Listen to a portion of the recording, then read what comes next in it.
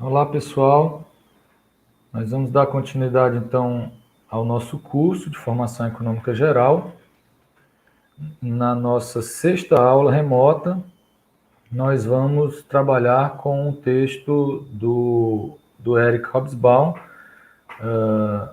no caso, A Era dos Impérios. Né? A gente, nas últimas aulas, trabalhou com outro livro do Hobsbawm, A Era das Revoluções. Né? São clássicos da história econômica contemporânea. Com certeza estão entre as maiores referências, né, nesse campo, certo? E, como eu falei em aulas anteriores, esses livros, as chamadas eras, né, a era das revoluções, a era do capital, esse que a gente vai trabalhar hoje, a era dos impérios, e o último, né, a era dos extremos, eles compreendem períodos, certo? Então, só relembrando, né, na era das revoluções, nós trabalhamos o período que vai de 1780 até 1849, né? Na era do capital, que nós não vamos estudar aqui nesse curso, nós fizemos uma opção, né, de abrir mão de um maior detalhamento desse período para que a gente pudesse chegar no período mais recente, né, com mais fôlego, digamos assim, né, tendo em vista a limitação de tempo que nós temos no nosso curso, certo? Mas eu sinalizei para vocês o que esse livro, A Era do Capital, vai cobrir, que é especialmente um período de elevado crescimento econômico, que vai se dar a partir do final dos anos 40 do século XIX, início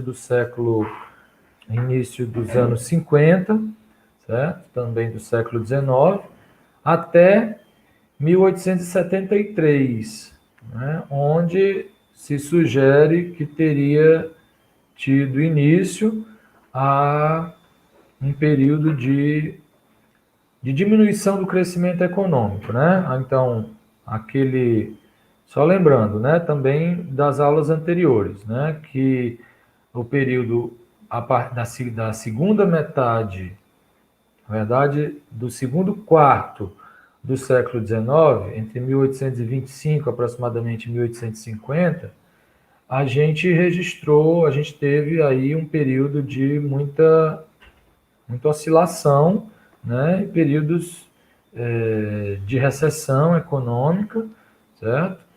Motivado especialmente pela redução das taxas de lucro nesse período, né? E aí, obviamente, que os investimentos, né, numa economia capitalista, eles são motivados pela taxa de lucro. Se a taxa de lucro cai, a tendência é que o crescimento econômico também caia. Então, o período de 1825 até 1850 foi um período de muita oscilação, né? Essa característica que a gente chamou de um crescimento cíclico, né? Na verdade, é um debate que já se acumula no pensamento econômico, né? Vários autores que estudaram os ciclos econômicos, né? Pois bem, esses ciclos eles começam a se manifestar já nesse período, que é justamente isso que a gente está chamando de oscilação, ou seja, uma economia que ela não cresce de maneira linear, mas ela cresce com altos e baixos. Tá? Então, o período da chamada Era do Capital, ele representa um período de crescimento, né? Entre 1850 e 1873. Há sempre um debate entre os historiadores, como a gente fez menção aqui ao período que se inicia a Revolução Industrial, né? Há autores que falam de 1770, há autores que falam de 1750, né? E o Hobsbawm trabalha, sobretudo, com o período a partir de 1780. Um debate historiográfico, certo? E também, em última instância, esses períodos, a gente muitas vezes define um ano como sendo um divisor de águas, mas a gente pode falar muito mais de um processo do que propriamente de um ano específico, onde as tendências teriam se modificado, né? Então, ainda que seja questionável uma história centrada em decorar datas, certo? As datas elas ajudam a delimitar os períodos, né? E, enfim, certo? E ajuda a organizar o pensamento também dentro do estudo da história, obviamente, certo? Pois bem, então nós vamos chamar a atenção aqui também para uma característica desse período de elevado crescimento que a gente está se apropriando aqui da expressão do Hobsbawm, né, da chamada era do capital. E esse período de elevado crescimento ele foi gerado por uma transformação, sobretudo uma transformação tecnológica, sobretudo no âmbito das ferrovias, né? Houve o desenvolvimento das ferrovias, como a gente viu, e do navio a vapor, né? Isso vai permitir contornar um problema de diminuição do lucro, das taxas de lucro, que estava ocorrendo até então, né? Sobretudo até o final dos anos 40, certo? Do século XIX. Como a gente viu, em função do desenvolvimento tecnológico e da competição no âmbito industrial, o preço do produto industrial ele estava caindo mais do que o preço das matérias-primas e produtos alimentícios, né? Isso terminava repercutindo como um aumento de custo do produto industrial, certo? Havia naquela circunstância, não vou entrar em detalhes porque a gente já discutiu isso nas aulas passadas, certo? Mas havia um aumento de preços relativo, como a gente pode dizer, né? Um aumento de preços relativo. O que significa? Que o preço do produto agrícola, né, incluindo matérias-primas e alimentos, né, estava relativamente mais alto. Ele pode até ter caído, né, na maior parte do período houve queda desses preços, certo? Mas a queda do produto industrial foi maior. Então, a gente pode falar de um aumento relativo do preço dos produtos primários, certo? E isso repercutindo, como a gente falou anteriormente, no aumento de custos e, em última instância, numa diminuição dos lucros da produção industrial, certo? E isso gerando em última instância, uma diminuição do crescimento. Isso foi contornado na medida em que as ferrovias foram desenvolvidas, né, o navio a vapor, que permitiu a importação de produtos primários mais baratos das colônias, né, naquela circunstância, especialmente pela Inglaterra, porque era basicamente o único país, em meados do século XIX, o único país industrializado.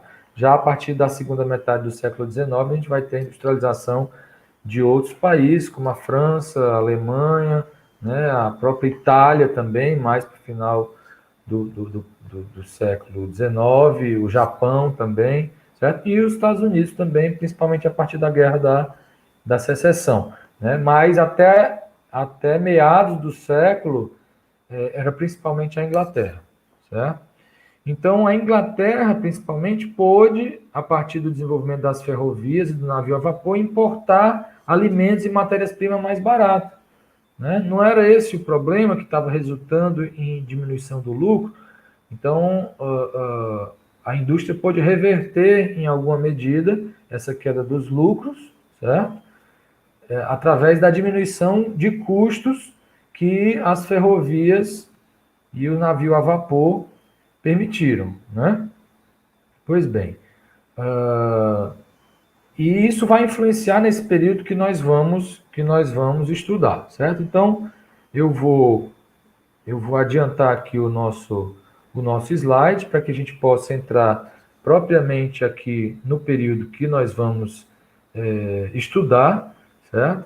lembrando que o período que nós não vamos abordar aqui de maneira detalhada, a chamada Era do Capital, a gente fez menção aqui das características principais dela, que é justamente o período onde o desenvolvimento das ferrovias e do navio a vapor vai permitir essa diminuição de custo e, em última instância, aumento de lucro. Então, o período de 1850 até aproximadamente 1875, certo? 1873, aproximadamente, certo? Vai representar essa era de ouro do desenvolvimento capitalista em função da diminuição de custo e do aumento das taxas de lucro. Pois bem, indo um pouco aqui mais adiante na nossa discussão, a gente vai trabalhar especialmente o capítulo 2 desse livro, A Era dos Impérios, tá? Onde o Hobsbawm faz basicamente uma síntese do período inteiro. Então é um texto muito interessante para nós aqui, que temos uma certa limitação de tempo, né? Um período relativamente extenso da história econômica que nos cabe estudar dentro dessa disciplina de formação econômica geral, né? Só lembrando, né, que o nosso debate aqui ele vai desde a transição do feudalismo para o capitalismo até a década de 70, podemos dizer, do século XX, né, que é o período que sucede a Era de Ouro, outra Era de Ouro, né? Dessa vez a Era de Ouro, quando a gente fala de Era de Ouro, é a Era de elevado crescimento, né? O período de elevado crescimento econômico que se deu a partir da Segunda Guerra Mundial. Esse período foi sucedido por décadas de crise, né? A década de 70 e a década de 80 do século XX são marcadamente décadas de crise, certo? Então, em sendo um período extenso, né, como é o período que cabe, que diz respeito a essa disciplina, a gente precisa muitas vezes trabalhar com textos, né, com textos que permitam uma visão de síntese, né? Então, esse texto que a gente vai trabalhar, o capítulo 2 desse livro, ele é muito interessante nesse sentido. E aí, ele já dá uma dimensão do que vai caracterizar o período como um todo, né? É praticamente uma mudança de marcha, né? Numa metáfora aí com o carro, que no momento em que vai mudar de marcha, o que ocorre com a aceleração? A aceleração tende a diminuir, né? Só depois que entra uma nova marcha é que a aceleração volta a crescer, né? Então, esse período acontece mais ou menos isso. É como se o período de 1875 até aproximadamente 1895, essas duas primeiras décadas desse período, né, é um período que compreende aproximadamente 4 décadas. Né?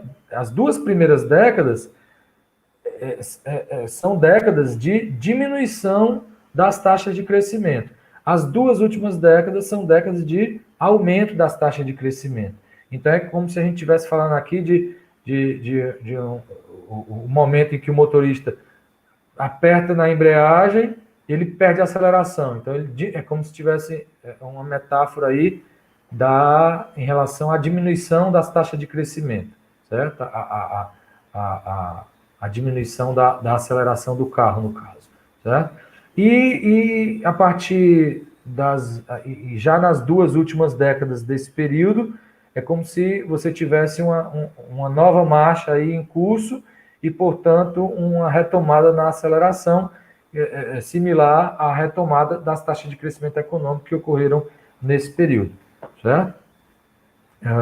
Então, indo mais adiante aqui no nosso debate, o Hobsbawm começa chamando a atenção aqui para a gente sobre as análises que se faziam à época, né? Análises sobre o contexto econômico mundial, certo?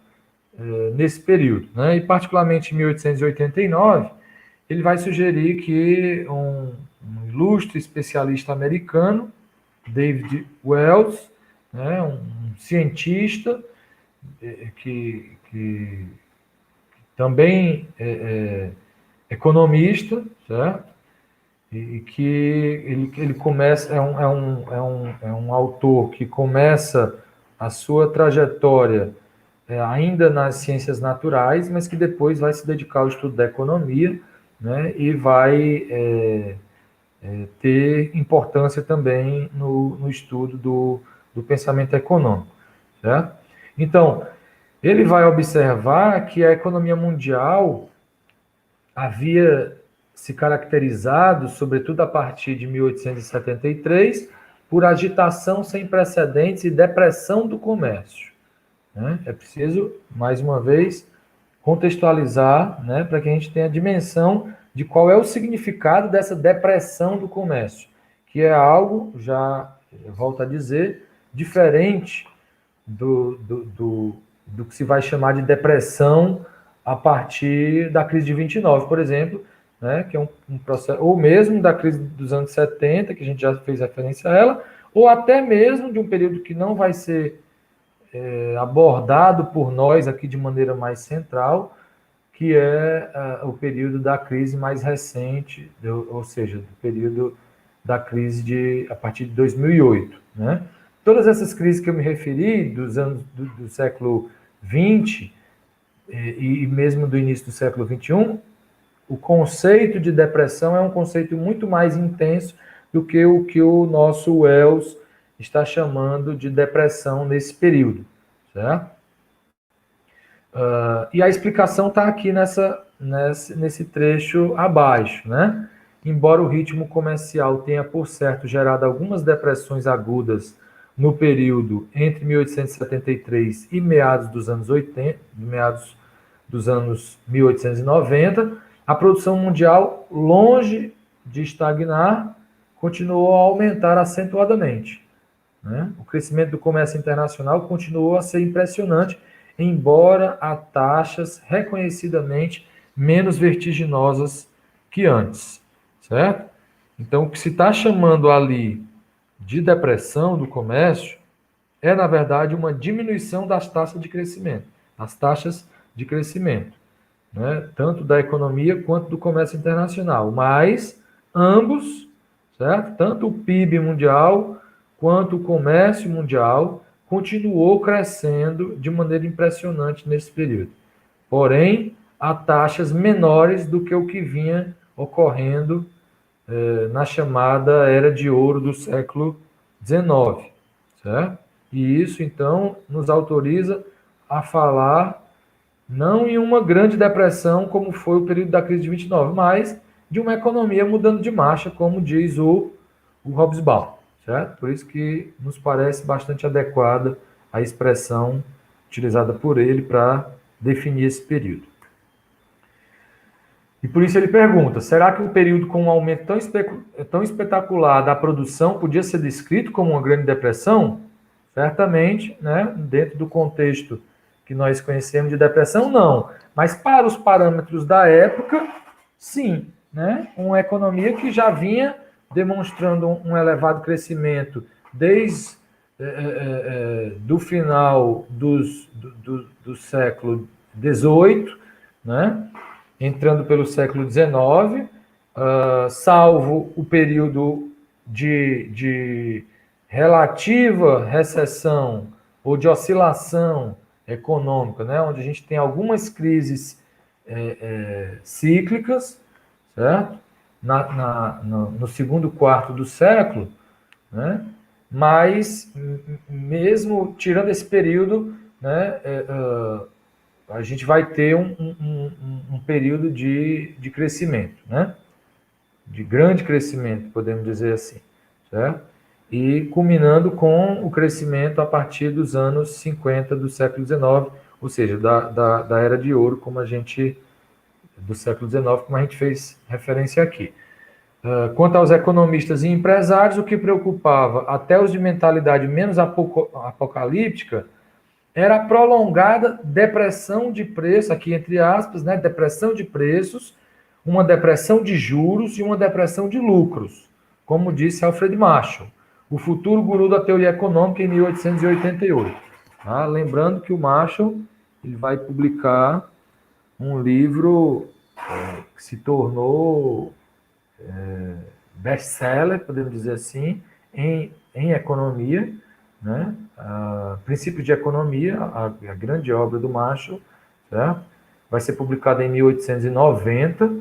O Marshall é um dos autores que vai, digamos assim, aprimorar os fundamentos, né? E divulgar os fundamentos do pensamento neoclássico, que havia sido desenvolvido, cujas bases, né, haviam se desenvolvido a partir de 1871, com a publicação das obras do Menger, do Jevons, né, e 3 anos depois do Leon Walras, e que a obra do Marshall, O Princípio de Economia, vem, portanto, qualificar, né, esses fundamentos, sistematizar, né, enfim, e contribuir excepcionalmente para a divulgação do pensamento neoclássico, né? E essa obra, inclusive, se torna a obra mais lida de um economista no mundo, certo? Entre, até podemos dizer, a publicação da obra do Keynes, Teoria Geral do Emprego, dos Juros e da Moeda, certo? Até 1936, entre 1890 e 1936, que foi quando o Keynes publica a Teoria Geral, essa era a obra mais divulgada, mais lida em economia. Por isso, o Hobsbawm vai sugerir aqui o Marshall como o futuro, nesse contexto, de 1888, ele era ainda o futuro guru da teoria econômica, mas, de fato, Marshall vai se tornar o economista mais lido do mundo aí durante algumas décadas, né? Só o Keynes é que vai quebrar a hegemonia do Marshall, mas que, por outro lado, é um autor que continua sendo lido até a atualidade, né? Vai incorporar uma série de conceitos que continuam presentes na economia até hoje, certo? Então, só para chamar a atenção de que um autor como Marshall identificava, sim, nesse contexto, uma depressão de preços, e aí vamos resgatar aqui aquela circunstância da diminuição de preços dos produtos agrícolas e matérias-primas e alimentos, certo? Em função do desenvolvimento das ferrovias e do navio a vapor. Essa é uma informação que nós já temos, tá? Do período que antecede imediatamente esse período aqui, que foi caracterizado como de queda nos preços e, portanto, de diminuição dos lucros e das taxas de crescimento, né? E é por isso que ele acrescenta essa informação de que a agricultura foi a vítima mais espetacular desse declínio dos lucros, né? Especialmente porque a produção agrícola havia aumentado muito no decorrer das décadas precedentes, tá? Então, nós falamos sobre isso. Esse aumento da produção foi justamente em função das ferrovias do navio a vapor haver diminuído o custo de transporte e tornado viável produzir esse produto, sei lá, na Argentina, como de fato ocorreu, certo? E esse produto chegar de maneira viável, economicamente, na Inglaterra, né? E ser importado pela Inglaterra. Então, assim como a Argentina, outras áreas muito distantes se tornaram viáveis do ponto de vista da produção de produtos primários, certo? Então, isso aumentou muito no mundo inteiro a produção primária, fazendo com que os preços caíssem, né? Então, de um lado, isso era interessante para o industrial, que tinha redução de custo e que, portanto, podia aumentar os seus lucros, e isso rendeu muito crescimento econômico, mas, por outro, colocava em dificuldade aqueles agricultores, principalmente, né, que enfim, dependiam de um preço que excedesse minimamente os seus custos, tá? E isso, nesse período, muitas vezes não foi possível, né? Então, produção agrícola, que havia aumentado muito no decorrer das décadas precedentes, agora inundava o mercado mundial, até então protegido contra a concorrência estrangeira pelo custo elevado do transporte, né? Então havia uma proteção, podemos dizer, natural, né, dos agricultores europeus em função do elevado custo, porque muitas áreas tinham uma certa condição de produzir produtos agrícolas, ou seja, até o Adam Smith já havia feito referência a isso, que em termos de produção agrícola, a diferença em termos de custo não era tão grande entre os países centrais e os países periféricos, né? O país periférico conseguia produzir a um custo relativamente competitivo, no entanto, o custo de transporte era algo proibitivo, sobretudo até o desenvolvimento das ferrovias e dos navios a vapor, né? Então, com esses desenvolvimentos, a gente tem então essa inundação do mercado mundial pelos produtos agrícolas e, em última instância, a queda dos preços e dos lucros dos produtos agrícolas. Só para dar uma ideia disso, né? Em 1894, que é o fim do período que a gente está analisando aqui, dessa primeira fase, né? Da primeira fase, que é uma fase de declínio das taxas de crescimento, certo? Até 1894, o preço do trigo era apenas pouco mais de um terço do que fora em 1867. Né? Então, aqui a gente tem uma diminuição não apenas relativa, tá? Como em outros momentos, era uma diminuição basicamente relativa, mas que, em termos absolutos, o preço do produto agrícola havia caído, mas nesse último período, a gente pode mesmo falar de uma diminuição do preço do produto agrícola em termos absolutos, e não apenas relativo, como ele chama a atenção aqui, né? E como os agricultores reagiram? Isso varia, né? Isso variou dependendo da riqueza e da estrutura política de seus países. Variou da agitação eleitoral à rebelião, sem falar dos que morreram de fome, como na Rússia em 1891 e 1892, né? Então, é óbvio que uma situação de crise, ela gera sempre uma efervescência política, né?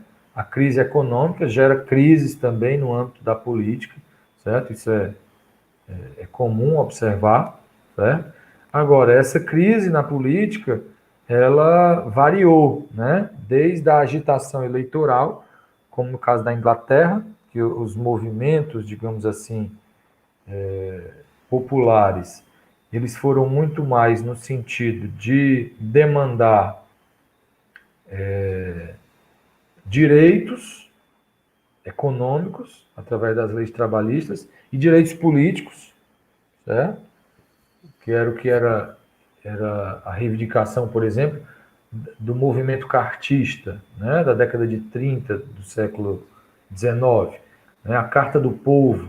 Certo? A Carta do Povo reivindicava ampliação da democracia, né, universalização do voto, esse tipo de demanda, certo? Então, na Inglaterra, você vai ter, por esse período, né? Cada período vai ter suas especificidades.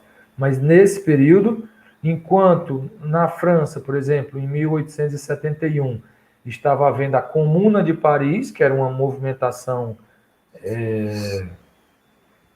uma rebelião, digamos assim, uma tentativa dos trabalhadores tomarem o poder, fazerem uma revolução, né?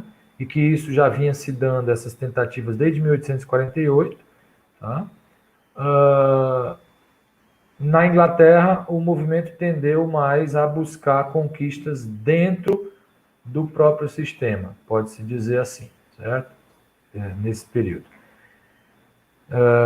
Então, E aí a gente vai ver que tipo de reação adicional é que a gente teve nesse período, né? Essa crise, a crise ela também abre espaço para isso, né? Eu gosto de lembrar, né, uma frase que eu acho muito simbólica, né, do Steve Jobs, quando ele soube o criador da Apple, né? Para quem não, enfim, pessoa bastante popular, inclusive, né? O Steve Jobs, quando ele soube que estava com câncer, ele ele proferiu a seguinte frase, né? A morte é a melhor invenção da vida. Né? Especialmente porque a morte gera um dinamismo, né? Ele tem esse poder. A morte, ou a crise, ou a doença, né? Coisas que, digamos assim, se aproximam da morte, né? A crise, ela gera morte, né? Até que as pessoas que morreram de fome, tá? Ou gera alguma proximidade, né? Da morte, certo? Então isso termina repercutindo. O ser humano ele não morre sem tomar alguma atitude, certo? Essa atitude pode ser mais ou menos construtiva, inclusive, né? Pode ser uma atitude de quebrar máquinas, pode ser uma atitude de entrar para as fileiras do crime organizado, pode ser uma atitude como as que a gente vai observar aqui, certo? Uma atitude de desenvolver novas tecnologias, como ocorreu, né? Mas vamos ver aqui de maneira como ocorreu na Dinamarca, né? Olha só, alguns países como a Dinamarca modernizaram propositalmente sua agricultura, passando aos rentáveis produtos animais, certo?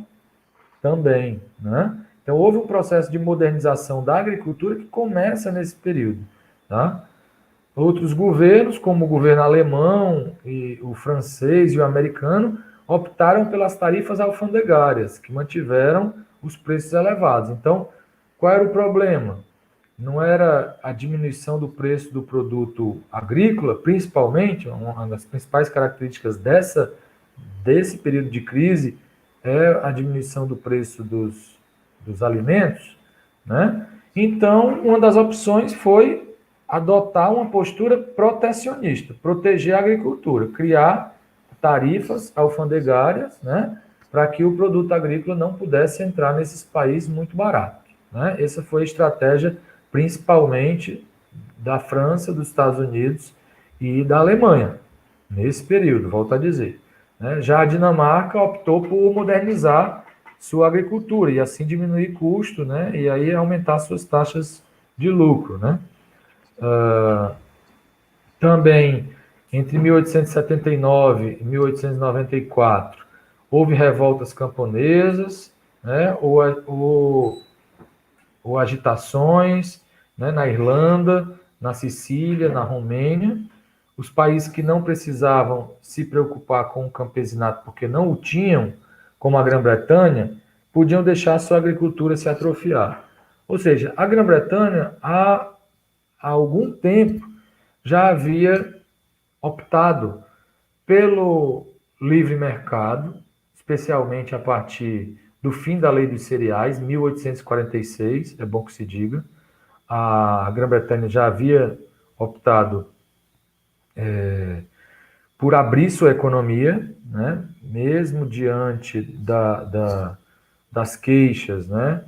Dos produtores agrícolas, mas ela vai eliminar as barreiras alfandegárias.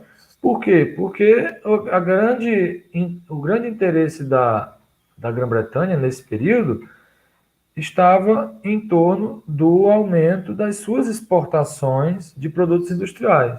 Então, para ela, valia mais que os outros países, valia mais dar um exemplo, né, de livre comércio, para que ela pudesse, inclusive, influenciar os outros países também a abrirem seu comércio, certo? E poderem, então, nesse contexto, importar produtos industriais ingleses, né, e exportar produtos primários para a Inglaterra, né. Então, a Inglaterra terminou assumindo muito mais essa perspectiva, né. Então, praticamente não se mobilizou para proteger a sua agricultura, continuou nesse período mantendo, apesar das dificuldades que a agricultura vinha enfrentando, a Grã-Bretanha é um dos países que continua mantendo a sua política de abertura comercial. Isso principalmente até a Primeira Guerra Mundial ou próximo da Primeira Guerra Mundial. Quando se aproxima desse período, todos os países vão começar a adotar uma perspectiva mais protecionista. Mas a gente ainda não está no período que antecede a Primeira Guerra Mundial. Nós estamos ainda no último quarto do século XIX, certo? Então, o problema econômico era principalmente a redução do preço dos produtos agrícolas, né, e as reações, né, além de reações políticas, né, revoltas, agitações eleitorais e tudo mais, você tem reações como a da Dinamarca de modernização, ou mesmo reações protecionistas como da França, da Alemanha e dos Estados Unidos. Já do ponto de vista, a gente falou especialmente das reações em termos governamentais, né? E de mobilizações políticas, né? Em termos econômicos, houve também dois tipos de reações não governamentais, no caso, que se mostraram mais comuns nesse período. Uma foi a imigração, tá? E a outra foi a formação de cooperativas, certo? A imigração, se a gente pegar, por exemplo, a colonização do sul do Brasil, a gente vai identificar que nesse período, né, 1880, 1890, certo? Vão chegar levas, né, grandes levas de imigrantes, especialmente na região sul do Brasil, né? Não apenas, mas principalmente na região sul do Brasil, né? Levas que é uma colonização mais tardia, né? A gente tem uma colonização inicial vai caracterizar sobretudo o período da colônia, que é uma imigração principalmente de portugueses, né, no Brasil. Mas nesse período a gente vai ter uma migração de europeus, né, italianos, alemães e tudo mais. Então, é preciso considerar também o contexto que a Europa está vivendo, né? E a imigração foi, muitas vezes a gente vê pelo lado do Brasil, né, a tentativa de importar uma mão de obra mais qualificada, né, que esse foi muito o argumento que foi utilizado nesse período para a importação de imigrantes, né? Mas também é preciso considerar também que isso foi também partiu do interesse dos próprios países europeus que se viam num contexto de crise, né? E particularmente da sua agricultura e que terminou então encontrando na imigração uma parte da solução dos seus problemas, né?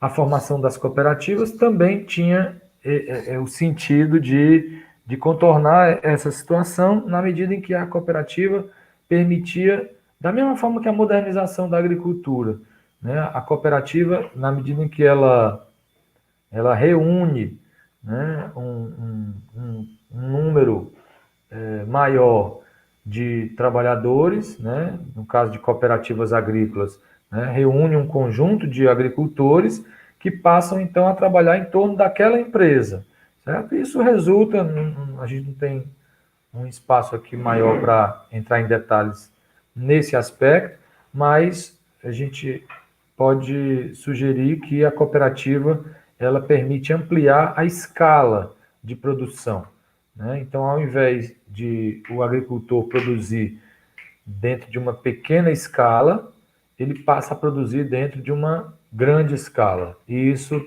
termina repercutindo em termos de economias de escala. Então, isso reduz custo para o trabalhador, para os cooperados, certo?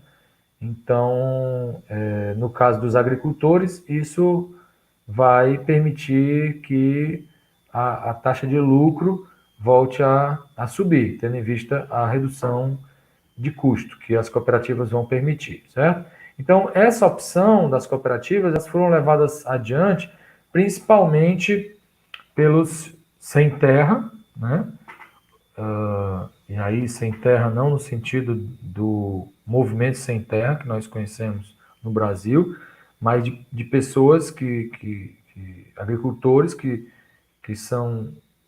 não possuem terra, né? Em termo genérico aqui para designar o agricultor não possuidor de terra, né? Então, as cooperativas foram uma opção principalmente para os sem terra e os proprietários de terra que, no entanto, não possuíam bens líquidos, né? Ou um volume maior de capital. Possuía basicamente a terra, mas não tinha ali um volume maior de capital. Porque aqueles que possuíam um volume maior de capital, normalmente optaram pela modernização, né? Convencional, né? E já aqueles que não possuíam um volume maior de capital tiveram que optar por essa outra perspectiva, né? No caso, a formação das cooperativas. As cooperativas ofereciam empréstimos modestos aos pequenos camponeses por volta de 1880. Mais da metade dos agricultores independentes da Alemanha pertenciam a tais minibancos rurais. Não foi algo pouco importante, certo? Não foi algo pouco importante. Tá aí, em 1880, mais da metade dos agricultores independentes da Alemanha, porque ainda outros ainda viviam num esquema de servidão, ou um resquício de servidão, ainda era possível identificar nesse período, certo? Mas entre os agricultores livres, certo? Mais da metade vão passar a formar esses mini bancos rurais, certo? Cujo pioneiro foi o Heifetz, católico, nos anos 1870. Né? Heifetz é um padre, né, que criou uma dessas cooperativas, onde ele passou a emprestar dinheiro para os agricultores, para que eles pudessem, eles tiveram perdas, né, quando foram vender seus produtos, o preço do produto muito baixo, eles tiveram prejuízo, né, então eles precisavam, esses prejuízos, muitas vezes, fazia com que eles não tivessem nem recursos para investir numa próxima safra. E aí, como é que o agricultor consegue sobreviver se ele não tiver um recurso para fazer esse investimento e plantar e esperar o tempo de colher até que ele possa colher e vender o seu produto, né? Enfim, e pagar suas contas, certo? Então, esse padre Heifetz, ele passou então a emprestar, ele criou uma cooperativa que passou a emprestar dinheiro para os agricultores, né? E permitindo que os agricultores pagassem essa dívida em espécie, né? Então, olha, está aqui o dinheiro, vocês produzem o trigo, quando vocês colherem, vocês pagam em trigo, certo? Então, isso foi uma solução, né? Hoje mesmo, ainda hoje, existem grandes instituições financeiras nessas bases, né? Na Holanda, por exemplo, existe o Rabobank, né? É uma instituição muito importante ainda hoje na Holanda, né? E eu diria que por toda a Europa esse tipo de empresa ele se difundiu muito. Na verdade, já era um tipo de empresa que já vinha se desenvolvendo desde o período da década de 40 do século XIX, né, na clássica Revolução Industrial, né, na medida da degradação das condições de trabalho, a gente sabe dos relatos que existiram, que existem desse período, né, elevadas jornadas de trabalho e tudo mais. Nesse período foi um período onde muitas cooperativas foram criadas, principalmente na Inglaterra, certo? Então esse seria um segundo período onde a gente vai ter a incidência de cooperativas sendo criadas, nesse momento especialmente no meio rural, certo?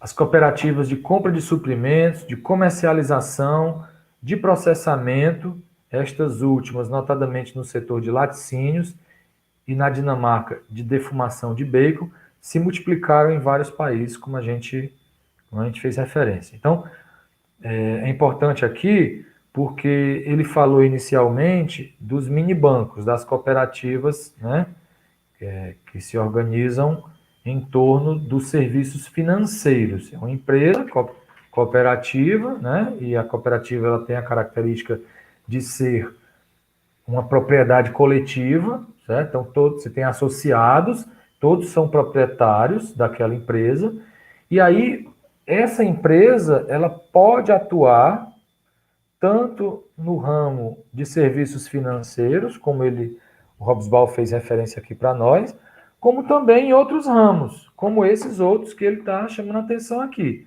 né? Compra de suprimentos, muitas vezes, né? Você tem as chamadas cooperativas de consumo, certo? Onde você permite a compra, você está comprando em maior quantidade, você consegue comprar produtos mais baratos, certo? Esse é o grande ganho para o associado que termina podendo ter acesso a um produto mais barato, através de uma cooperativa de consumo ou de compra de suprimentos, como o Hobsbawm está falando aqui. Também cooperativas de comercialização, então, muitas vezes, um grande obstáculo de quem produz é conseguir vender o produto, né? Até porque os custos, muitas vezes, são elevados. E aí o produtor direto, ele termina tendo que entregar o seu produto para um atravessador. É muito comum, certo? E aí ele termina, esse atravessador termina incorporando a maior parte do lucro, né? Então, para lidar com esse tipo de problema, muitas vezes você cria uma cooperativa para viabilizar a comercialização, né? Aqui no Ceará, por exemplo, nós temos um exemplo, a Rede Bodega, né? Que é uma rede de pequenos agricultores e artesãos e artesãs que eles criaram, são 54 empreendimentos aproximadamente, e eles criaram, então, 5 lojas espalhadas pelo Ceará, onde todos esses produtores colocam seus produtos para vender ali. Então, ao invés de cada um ter que pagar o seu aluguel, né, da sua loja, ou, né, ter que entregar o seu produto para um atravessador, essas pessoas podem ratear, digamos assim, compartilhar o custo da sua loja, e aí terminam não precisando entregar para o atravessador e terminam se apropriando de uma margem maior do valor produzido, certo? Ou mesmo cooperativas na área de processamento, as chamadas cooperativas de produção, certo? E aí ele vai chamar a atenção que no segmento de laticínios e defumação de bacon e tal, isso vai se multiplicar nesse período na Europa, certo? Por volta de 1900, só para a gente ter uma dimensão, havia 1.600 cooperativas processando laticínios nos Estados Unidos, a maioria delas no meio oeste. E as cooperativas de agricultores detinham firmemente o controle da indústria de laticínios na Nova Zelândia. Então, só para a gente perceber a difusão desse tipo de alternativa durante essa crise, né? E, bom, enfim, se a gente for entrar por esse campo, a gente vai ver que outros momentos de crise também foram momentos propícios para o surgimento de cooperativas, como a gente consegue perceber na década de 70, princípio dos anos 80, também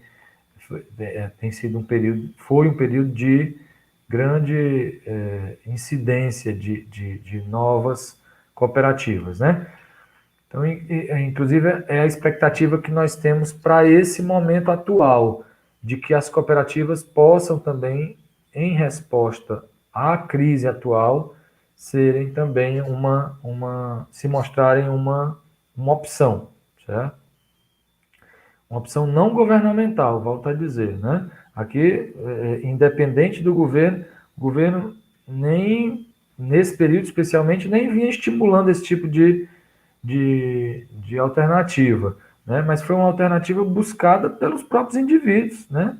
Como se diz no pensamento utilitarista, buscando maximizar a sua utilidade, né? Buscando maximizar a sua satisfação, certo? Eles encontraram nas cooperativas um meio de maximizar essa satisfação, né?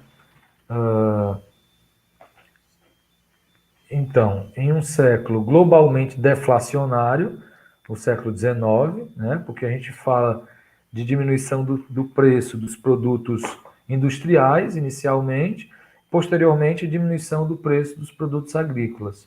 Tá? Então, a gente está falando de diminuição do preço dos produtos, por isso é que ele está falando aqui de um século globalmente deflacionário. Nenhum período foi mais drasticamente deflacionário que 1873 até 1896. Está aqui a delimitação do período de crise que o Hobsbawm vai identificar, né? Enquanto a Era de Ouro teria durado aproximadamente de 1850 até 1873, o período de diminuição, né, dos preços e de crise e diminuição dos lucros teria se dado a partir de 1873 até 1896. Né? Nesse período, o nível britânico de preço caiu em 40%. Uma grande expansão do mercado poderia mais que compensar essa redução. Certo? Ou seja, a margem de lucro por produto poderia até diminuir se o número de produtos aumentasse. Né? Então, no final das contas, você teria um aumento do lucro, do montante de lucro, ainda que houvesse uma redução da taxa de lucro, mas o montante de lucro poderia aumentar se houvesse um aumento das vendas que fosse mais que proporcional à queda dos lucros. Mas não foi isso que ocorreu, certo? A rapidez real do crescimento do mercado não foi suficiente nesse período para compensar a queda das taxas de lucro. Por quê? Em parte porque a nova tecnologia industrial fez aumentar enormemente tanto o produto possível como o necessário, né? Então, a Revolução Industrial vinha permitindo um aumento na quantidade produzida, certo? E aí, volto a dizer, as margens vinham diminuindo, a margem de lucro. Então, havia também, além da possibilidade de aumentar a produção, havia a necessidade de aumentar a produção, né? Nessa perspectiva de compensar a diminuição das taxas de lucro pelo aumento da quantidade de pequenos lucros, digamos assim, né? Embora isso não tenha sido suficiente, mas isso também ocorreu, né? E, além desse fator, o número de produtos aumentou muito, certo? Em função da industrialização de novas economias. Como a gente fez referência aqui, a segunda metade do século XIX é um período onde outros países vão se industrializar e, portanto, vão passar a concorrer com a Grã-Bretanha tarefa, digamos assim, de produção industrial. Então, você tem vários países que que desenvolveram sua indústria, né? Antes era só a Inglaterra que ofertava produtos industriais. Agora você tem a França, você tem a Alemanha, você tem a Itália, você tem o Japão, você tem os Estados Unidos. Todos eles aumentaram, então, a produção, fizeram com que a produção mundial, né, aumentasse muito, certo? Sem falar da produção agrícola aqui, que a gente já fez referência, que também aumentou muito em função da diminuição do custo de transporte. Pois bem, que medidas podiam então ser tomadas em relação à depressão dos preços, lucros e taxa de juros, né? Isso foi uma questão que se colocou nesse período. Além das iniciativas que foram tomadas, uma solução com que muitos concordaram foi uma espécie de monetarismo às avessas, que atribuía a queda desse fundamentalmente a uma escassez mundial de ouro, certo? Monetarismo às avessas por quê? Porque normalmente o monetarismo é identificado com uma tentativa de controlar a oferta de moeda, portanto, de diminuir relativamente a oferta de moeda, certo? Porque os monetaristas normalmente atribuem o aumento da oferta de moeda, estou falando de um aumento superior à taxa de crescimento da economia, né? Porque eles defendem que a oferta de moeda deve acompanhar o crescimento econômico. Se a oferta de moeda está aumentando mais do que o crescimento econômico, isso vai repercutir em queda dos preços, inflação monetária, portanto, né? Então, eles defendem que a oferta de moeda aumente de acordo com a taxa de crescimento e não mais que isso, certo? Então, o monetarismo às avessas seria justamente uma tentativa de aumentar a oferta de moeda, né? Mas se buscava aumentar a oferta de moeda nesse contexto, porque se considerava que havia uma escassez. O comércio havia crescido muito e a quantidade de ouro não teria crescido na mesma proporção, certo? A quantidade de moeda, né? O ouro era a moeda internacional naquele contexto, certo? Um sistema baseado tanto no ouro como na prata, disponível em quantidades cada vez maiores, especialmente na América, certamente provocaria uma alta de preço através da inflação monetária, né? Que é isso que a gente já... O monetarismo às avessas aqui resultaria, então, em alta de preço. Entretanto, os banqueiros, os grandes empresários e os governos dos países centrais do capitalismo mundial não tinham a mínima intenção de abandonar o padrão ouro, certo? Até próximo da Primeira Guerra Mundial, o padrão ouro que havia sido restabelecido na Inglaterra e em outros países, né, sobretudo a partir dos anos 20 do século XIX, ele não resistiu à Primeira Guerra Mundial, né, o padrão ouro. Mas, até esse período, ainda se trabalhava, em grande medida, boa parte dos países, sobretudo os países centrais, com base no padrão ouro, certo? E esses indivíduos, né, sobretudo os que controlavam a quantidade, né, o estoque de moeda, né, aqueles que detinham a moeda, não tinham interesse em desvalorizar essa moeda. Essa que é a grande questão. E que isso terminou por prevalecer, ou seja, o padrão ouro foi mantido nesse período, certo? A Grande Depressão, então, fechou a longa era de liberalismo econômico, né? Porque os países passam a se proteger nesse contexto, né? Especialmente no que se refere ao comércio de matérias-primas, como a gente falou, começando com a Alemanha, né? A Itália, no segmento têxtil também vai se proteger, né? Porque é uma industrialização mais tardia, certo? Então, tem esses diversos fatores aí que vão contribuir para uma retomada do protecionismo. Tá? Uma retomada do protecionismo. Protecionismo que havia sido abandonado, volto a dizer, com o fim das leis dos cereais. A Grã-Bretanha foi o único país industrial importante a logo abraçar a causa do comércio livre e restrito. Já falamos um pouco sobre isso. De fato, à medida que a concorrência estrangeira ia prejudicando a indústria britânica, a City de Londres, né, quando ele fala da City de Londres, está se referindo sobretudo ao sistema financeiro, e a Marinha Britânica, a Marinha Mercante Britânica, iam se tornando mais centrais que nunca para a economia mundial. Tá? Então, a Inglaterra, que já havia, de certa forma, abandonado a sua agricultura em favor do desenvolvimento industrial, né, de importar produtos agrícolas dos países coloniais, periféricos, certo? A própria indústria britânica, nesse período, começa a sofrer concorrência da indústria de outros países, como a gente fez referência aqui. Mas, por outro lado, isso não era ruim do ponto de vista do sistema financeiro inglês, simbolizado aqui pela City de Londres, né? E a própria marinha mercante inglesa e britânica, né?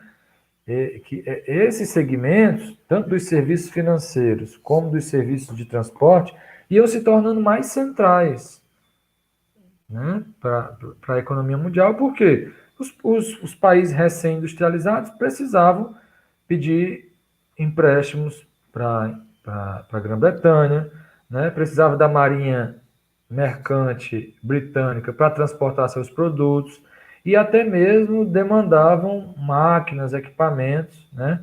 Portanto, a indústria de bens de capital também tinha interesse, né? Em especial no primeiro momento da industrialização desses outros países, certo?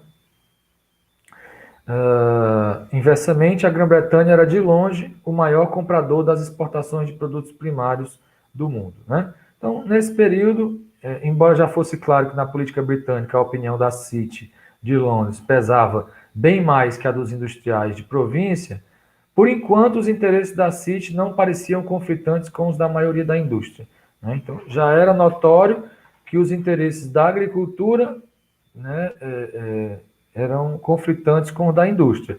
Mas nesse período ainda não era tão evidente que os interesses do sistema financeiro e tal eram contraditórios com os interesses da indústria, certo? Então prevaleceu a ideia do livre comércio, né? Tudo isso para dizer que vai prevalecer a ideia do livre comércio, inclusive porque o livre comércio beneficiava o sistema financeiro, né? O sistema de transporte inglês e tudo mais, como a gente já falou aqui. O único equilíbrio que a teoria econômica liberal admitia era o equilíbrio mundial, né? Porque, em última instância,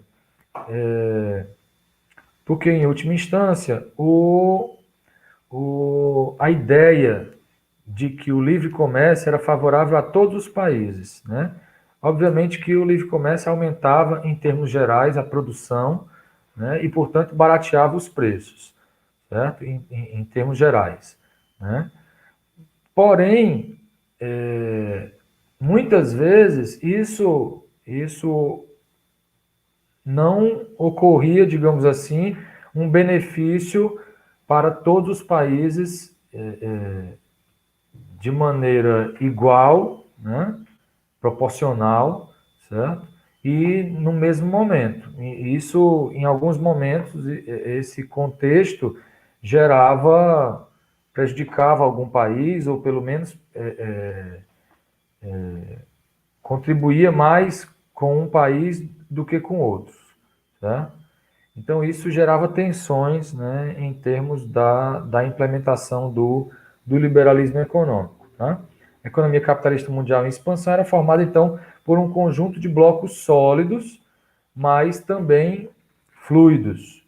Certo? Também fluidos no sentido de que tinha as suas especificidades, tinha as suas diferenças. O mundo desenvolvido não era só uma massa de economias, mas a industrialização e a depressão transformaram essas economias num grupo de economias rivais.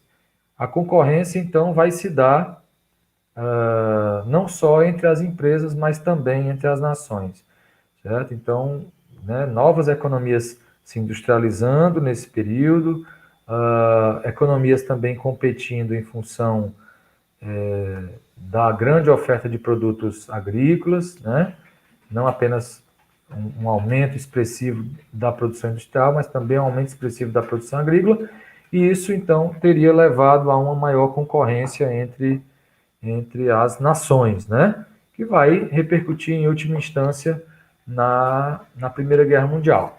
O protecionismo expressava, então, uma situação de concorrência econômica internacional. Certo? Era uma das reações, né? Não a única. Tá?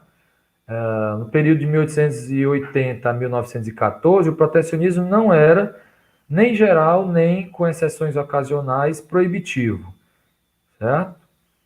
E como vimos, restringia-se ao comércio de mercadorias e não afetava os movimentos de mão de obra nem as transações financeiras internacionais. Certo? Então, sempre quando a gente fala de protecionismo, a gente tem que observar em que segmentos é que esse protecionismo vai se manifestar com mais evidência. Né? Nesse período, por exemplo, não se tinha tanta barreira ao fluxo de mão de obra. A gente falou da imigração aqui, por exemplo. Né? Hoje, a gente tem um contexto muito mais difícil para as imigrações. Né?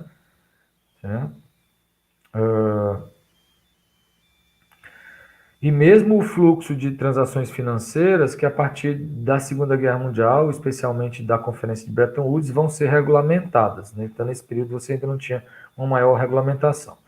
O protecionismo industrial, de maneira geral, ajudou, então, a ampliar a base industrial do mundo, ao incentivar as indústrias nacionais a produzirem com vista aos mercados internos de seu país. Essa era a primeira atitude de um país que buscava se industrializar.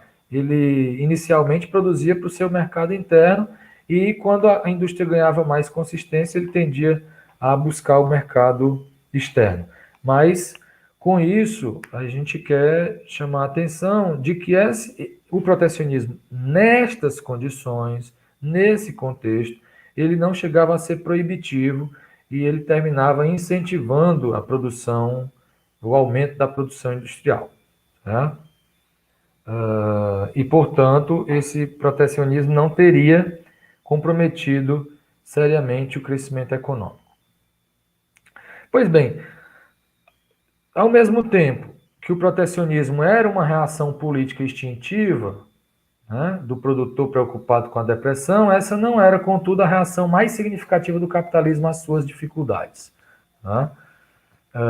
Ela resultava da combinação de concentração econômica, essa era a forma como o sistema econômico capitalista reagia de maneira mais significativa, através da concentração econômica e da racionalização empresarial.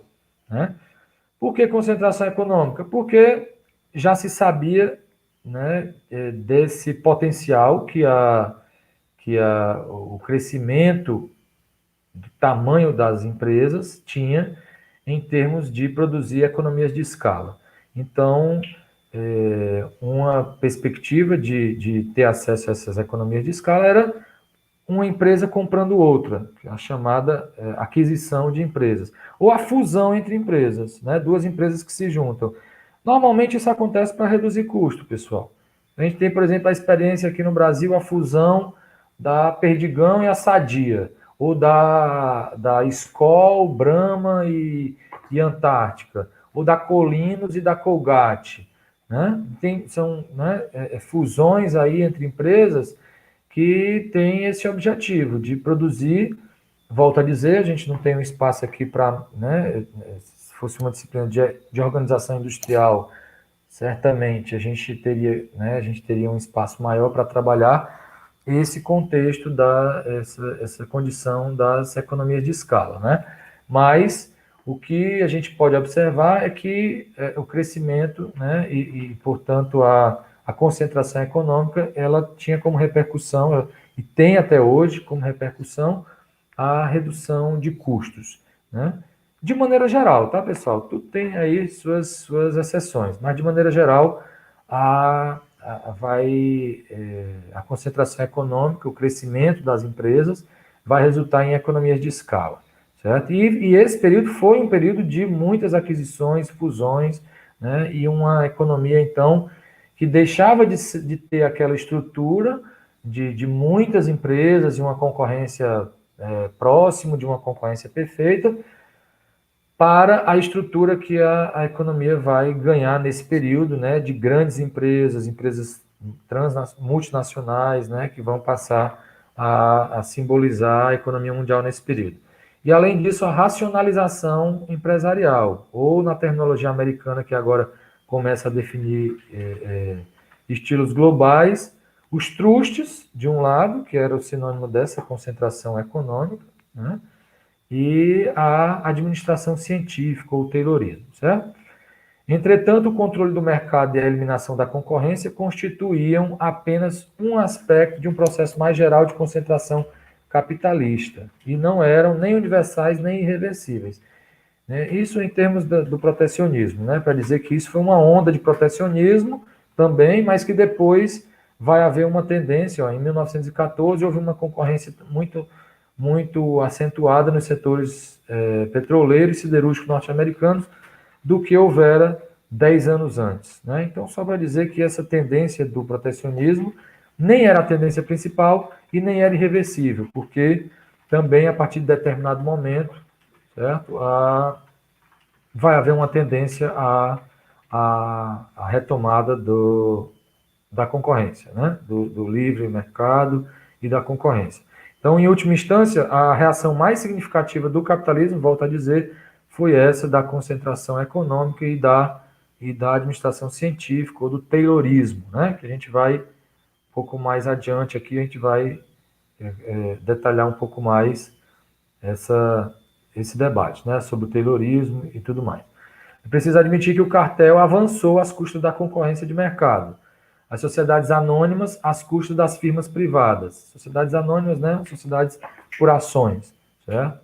As grandes empresas, que também as sociedades por ações permitem um crescimento exponencial das empresas, né? Você tem uma empresa que vale um capital de X, aí você abre o capital da empresa, aquele X passa a valer 50% do capital da empresa e você vende ações e permite, então, que a sua empresa passe de X para 2X, o tamanho dela do dia para a noite, né? Então, as sociedades anônimas também representaram uma possibilidade de crescimento das empresas muito grande.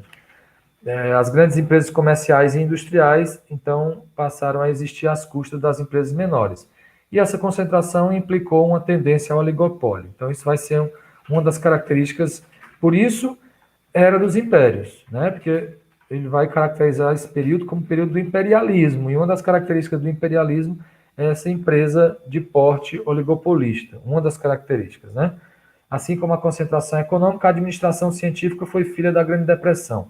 A pressão sobre os lucros, bem como o tamanho e a complexidade crescente das firmas, sugeriram que os métodos tradicionais, empíricos ou improvisados, métodos de gestão, não eram mais adequados à condução das empresas, certo? Então surge o taylorismo, né? O Taylor foi um autor do ramo da administração científica, né? Que vai desenvolver pesquisas, né? Em torno especialmente da divisão do trabalho, né? Como e do controle do tempo, né? Como que você vai modificar a divisão do trabalho no sentido de especializar mais a produção do trabalhador, né? Então, aquele trabalhador que dominava, digamos assim, ele tinha um certo conhecimento sobre um determinado ramo da indústria, ele passou a desenvolver uma operação muito mais simplificada, e essa tarefa de pensar, digamos, a sua atividade foi transferida para uma administração científica, certo? São os métodos aqui que ele chama atenção, como que você conseguia